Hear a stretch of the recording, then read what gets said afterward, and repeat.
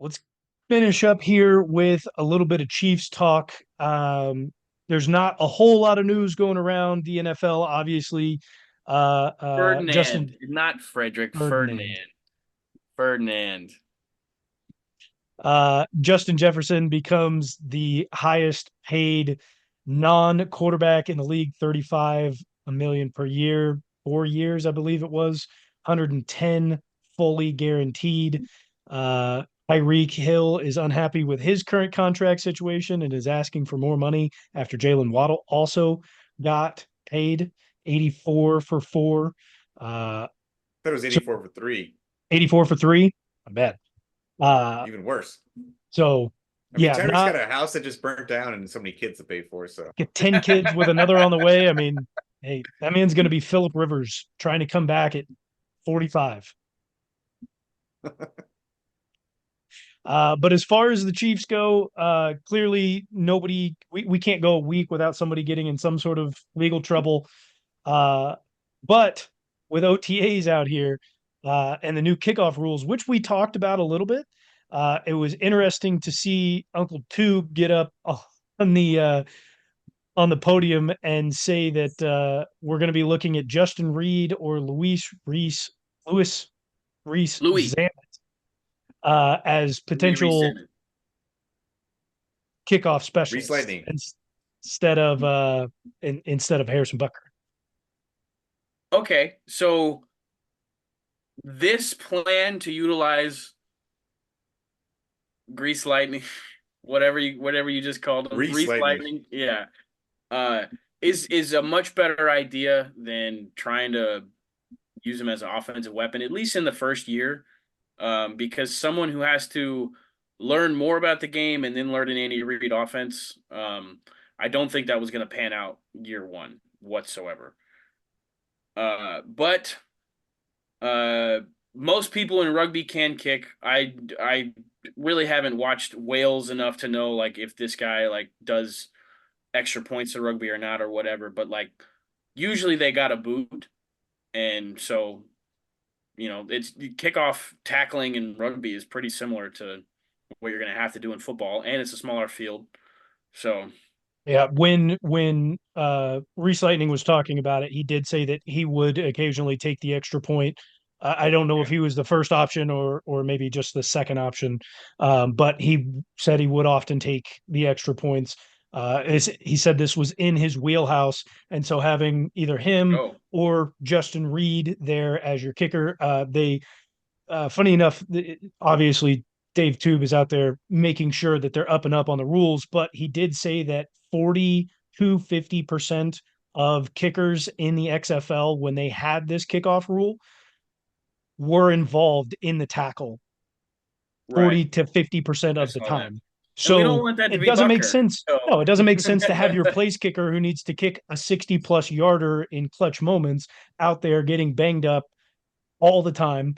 They said that they would put Harrison out there if they needed to do a touchback. But again, the touchback now results in the ball being at the 30 instead of the 25, which increases the scoring odds to by 3%. So keeping them back as often as possible is going to be the go-to unless you absolutely need to get the touchback for some odd reason. So to see Luis Rezamet or even Justin Reed, if absolutely needed, out there. I'd like to see LRZ out there as the main kickoff specialist. that's Um, yeah. If we got the choice to be able to put our fucking safety on the sideline, like our starting defensive yes, safety on the yes, sideline for that play, absolutely. But if LRZ don't cut it, I'm not worried about Justin Reed. You not know. opposed to it. And we've got a new punter in the building. We're on special teams, so why not? Matt Ariza is the new punter. Not a lot of news coming out about him since getting cut from the Bills.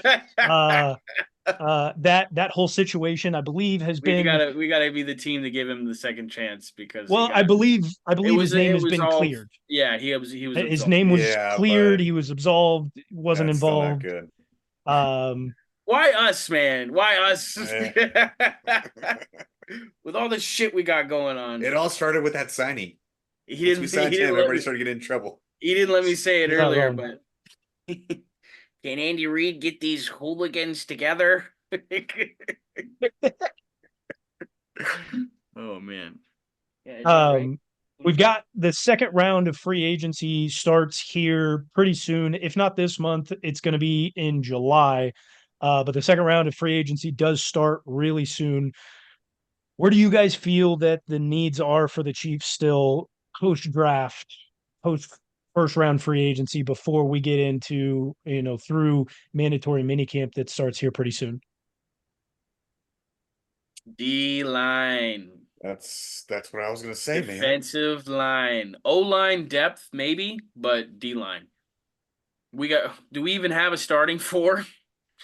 Yeah, we've got George and Felix, uh and well, Chris, we've got somebody who's going to start in front of Felix. I don't know why the Which name. I'm is drawing a Menahue. blank. Is No, he Mike he's Dana. out. he Mike back? Dana. Mike Dana. Yeah. Minihue will be back. Mike Dana is going to be the starter opposite of George Karloftis, with Felix being the backup. And then we've got Derek Nottie, who's come back, and Chris Okay. Jones, who that's your starting four. We've got Tershawn Wharton, who's been with the team for a while. And I think we've got one other option at defensive tackle as well. But we've only got currently three healthy defensive ends, with uh, Minihue coming back later on, probably I would assume week 3, probably. Um, but that's about it. So yeah, I agree. Defensive end, defensive line, that's a must have. But as of right now, because legal proceedings in the state of Kansas, we've only got one left tackle. We'll have to see what happens with Wanya Morris. But it seems like that job was up for grabs. So we'll have Kingsley most likely as a starting left tackle now, and we're going to need a backup at least, if not a potential starter at that position. Yeah. So O line depth there too. Yeah. Yep. O line depth, D D line line. depth. That's it. There, I mean, maybe add a receiver because we don't know what the hell's going on. But I mean, I don't think we're gonna do anything with skill positions until I was going to say the training camp receiver. cuts. I think receiver is going to be way off. We had 7 on the active roster going into last season, and obviously the injury to Justin Ross, but we're still going to have uh, high carrying capacity for receivers. I don't think there's necessarily a need to go do that. And again, we're going to wait for the legal proceedings to happen with Rashee Rice, so that could be a couple seasons away before we see anything that comes out from that in terms of a suspension. So skill position wise, but he's still DBs missing wise, I think we're fine. 6 games. No, I, it's I not I'm official yet, it. but We're thinking. assuming it was reported potentially looking at 6 to 8 games, but again, nothing can happen until the legal proceedings are finished. Oh, So he could play this entire season. oh, Yeah, if legal proceedings don't get wrapped up during the season, then a suspension could be looming next year. It could even be looming 2 years from now. Damn. So yeah, skill position we're covered. DBs I'm totally confident in. We've got guys coming back from injury that'll be totally healthy to start the season. Safeties we're good there.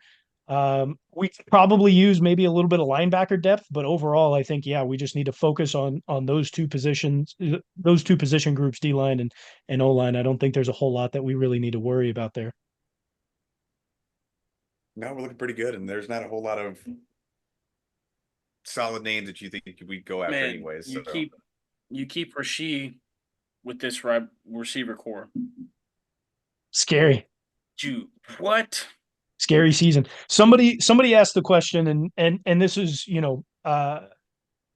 for Xavier Worthy, barring any seriousness with the injury to his hamstring. I don't know if it will hinder him, but somebody asked the question: what do you think this is too high or maybe too low for Xavier this upcoming season? 53 catches, 754 yards, 755 yards, 3 touchdowns. Too high or too low for Xavier Worthy this upcoming season? Hammer the higher. So Higher? Yeah. it's too low for me if there's like nobody else in the bunch that gets like a near 1,000-yard season. Like if Hollywood doesn't have damn near 1,000-yard season or Rasheed Rice, one of the two there, like 750 might not be enough. But if we get production, if we get 750 and above at all three of those guys, I think that's right where we want them. We're But talking we're talking option 5 to get 750 yards is too low. he ain't gonna It's too be no low. option 5, man. Who's he going to go over? Is he going over Travis Kelsey? Some games, some moments, yes. No, is I'm okay. Travis Kelsey's the number I one. was just saying in the receiver bunch. I was not thinking I mean, for total total options. He's the offense. fifth option. We're talking Travis Kelsey's getting the looks before he is.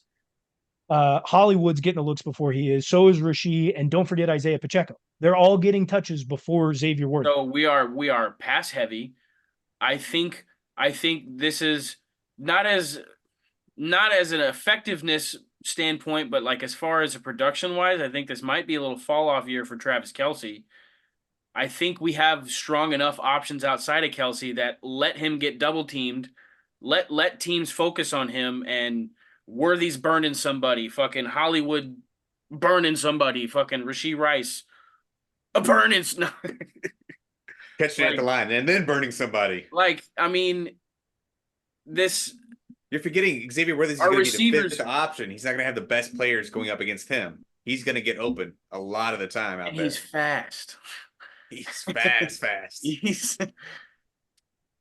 he's How almost often be Tyreek Hill. do we often run technically a four wide receiver set, counting Travis Kelsey out there? I mean, because here's where these stats are coming from. These stats are equal to Gabe Davis this past season. He had 45 receptions on 81 targets, 746 yards, and he did have 7 touchdowns. So we're talking if Xavier Worthy is getting 53 receptions, roughly, he's going to have 95 targets.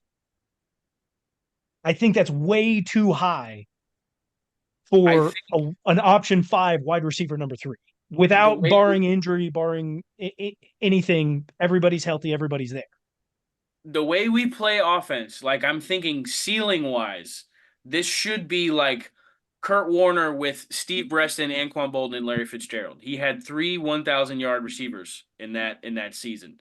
Like that should be ceiling for us when we think about the way our offense is set up. Like as I'm saying, let Travis Kelsey get doubled. Like his threat should always be there. Like teams know that they have to focus on him, but let Travis Kelsey get double teamed. Even with just 3 receivers on the field and Travis Kelsey, like that's like a 4 wide receiver set for most other teams. If you want to get real with it, the 3 options outside of Travis Kelsey should have an easier matchup, an easier way to get open. Like we throw the ball a lot, and we could throw it even more this season. You know what I'm saying? Yes, I do believe I know what you were saying. I think so. I mean, obviously, even with Pacheco, we've The still last 2 years had we like a haven't had tempered the down speed. run game. The last 2 seasons we haven't had the speed element that Xavier Worthy is going to bring us. We haven't had the Hollywood Brown. Tyreek Hill piece, like, and we now have it back. We have 3. We don't just have it back. We do have 3 guys who can do that. We'll say this: the options are there. I don't.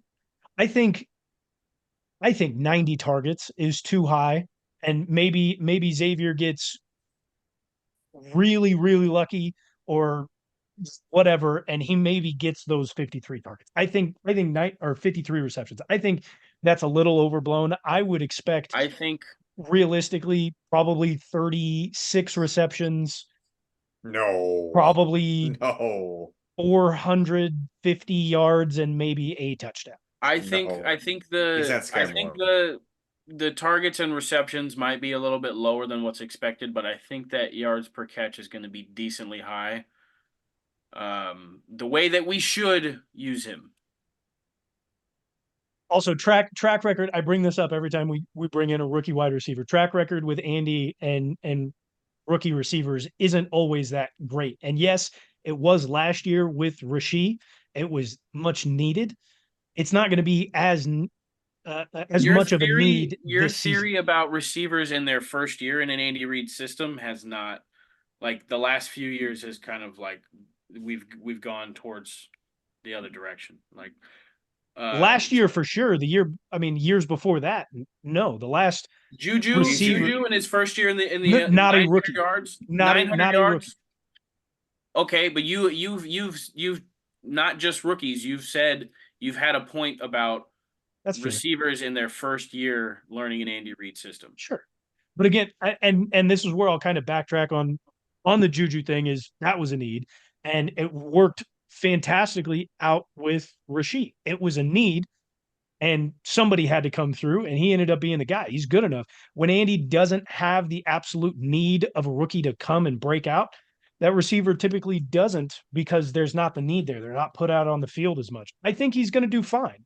It's also his rookie year, and I just don't see a 700 yard opportunity as option number 5 in this Patrick's going to find him for quite a few bombs this year, man. I think 500, in my mind, the way I'm hyping this up, 500 should be the floor, 750 should be the expected, and the ceiling should be touching 1,000. Right around 980, 990s. Because don't sleep on Hollywood Brown, man. Like he's gone the Ravens and the Cardinals, and he's been a solid number 1 wide receiver. Oh, he's getting 1,000 yards this year for sure. Why not let Xavier have it too then? We're going into this season with a completely different mindset than the past 2. We've been worried about the receiver room. We've been worried about rapport with Pat Mahomes. Like we already have a year of Rashee Rice. Hollywood Brown seems to be a guy that should gel with Mahomes and has shown success in different locations, like 2 different teams. And the speed element that we've been begging for is now at our doorstep. Like we have that speed.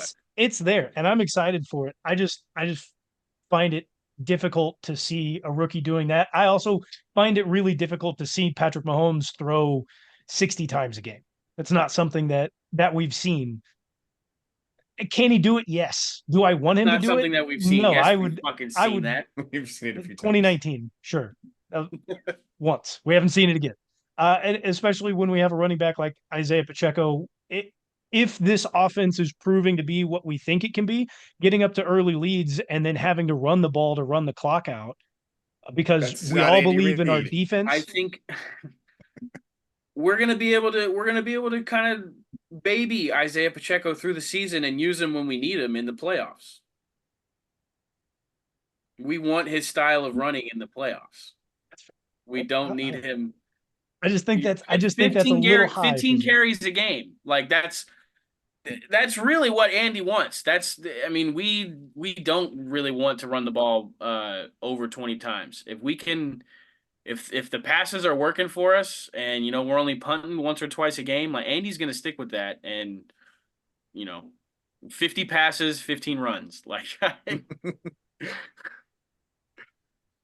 that'll be good. I will say I think a big piece of this is going to be totally dependent upon left tackle, who's playing, how good they are, and we keep Pat clean on the backs on the blind side. Obviously, Pat has been able to show that he can work with whatever is there. But passing 50 times, 60 times in a game isn't going to be necessarily an option if the blind side is always open. I think this Kingsley Suamatia can get the job done. I think it's probably going to be his job come week 1. But I think that will, depending on what can happen there, is going to either hinder or propel what this offense does with an air raid. Also, Matt Nagy is still the offensive coordinator, so everything that I just said could go completely down the drain if we don't have a solid left tackle. So I'm I'm kind of pushing that one to the back of my brain and hoping that it just works itself out because what I don't want is like that to be like blood in the water for like a lot of other teams and like fuck around and see Max Crosby switch sides just to go at the rookie left tackle, like That don't would want not that be shit to fun. happen. No, not at all. We're gonna be double teaming on the left hand side a lot, Yeah. guaranteed. Listen, not else much news coming from Chiefs camp. We talked a little bit about the contracts that happened, but not much other news coming from the NFL. Mandatory mini camp starting up this month, I believe, here in the next week or so. So be on the lookout for that. We're also going to be doing breakdowns of each division in depth. All four teams, maybe bringing on some special guests to talk about their team, even though they suck. Up the Chiefs. Special. But football season is upon us. We won't have to talk about the WNBA much more. Go Kalen Clark. Woo! That's why Till I next watched the time. WNBA. Go Chiefs. Go Chiefs. Go Chiefs.